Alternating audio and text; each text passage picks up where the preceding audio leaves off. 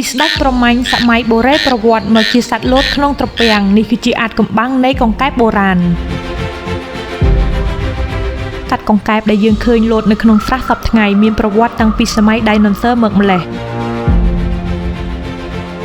កាលពីជាង65លានឆ្នាំមុននៅពេលដែលផែនដីនៅពោពេញដោយគ្រោះថ្នាក់មានសត្វកង្កែបបុរាណមួយប្រភេទមានឈ្មោះថា BL Cebufu ឬត្រូវបានគេហៅថាកង្កែបអារក្សវាមានទំហំប៉ុនបាល់បោះនិងមានទម្ងន់ដល់ទៅ4គីឡូក្រាមអ្វីដែលគួរឲ្យខ្លាចបំផុតនោះគឺមាត់ដ៏ធំរបស់វាមានកម្លាំងខាំយ៉ាងខ្លាំងរហូតដល់អាចស៊ីកូនដៃណូស័រជាអាហារបានទៀតផងប៉ុន្តែអ្វីដែលធ្វើឲ្យអ្នកវិទ្យាសាស្ត្រភ្ញាក់ផ្អើលបំផុតនោះគឺការរស់រានមានជីវិតខណៈពេលដែលសត្វយក្សដូចជាដៃណូស័រត្រូវផុតពូជដោយសារអាចផ្កាយធ្លាក់ពីលើមេឃប៉ុន្តែពួកកង្កែបបុរាណទាំងនេះបែរជាអាចរស់រានមានជីវិតនិងបន្តពូជរហូតមកដល់សប្តាហ៍ថ្ងៃពួកវាបានឆ្លងកាត់ការប្រែប្រួលអាកាសធាតុការរំជួយដីនិងការផ្លាស់ប្ដូរទម្រង់ផែនដីរាប់មិនអស់នេះបញ្ជាក់ថាកង្កែបមិនមែនត្រឹមតែជាសត្វតូចតាចដែលចេះតែលោតនៅក្នុងស្រះនោះទេប៉ុន្តែពួកគេគឺជាអ្នករស់រានមានជីវិតដ៏អស្ចារ្យបំផុតក្នុងប្រវត្តិសាស្ត្រជាចុងក្រោយបើសិនជាបងប្អូនមិនទាន់បានធ្វើការ like ឬ follow page សូមបងប្អូនធ្វើការ like និង follow page ម្នាក់មួយផងដើម្បីជាកម្លាំងចិត្តសូមអរគុណវីដេអូនេះដំណើរការបានទៅដោយ V Cafe ឈ្ងុយឆ្ងាញ់លើសពីកាហ្វេធម្មតា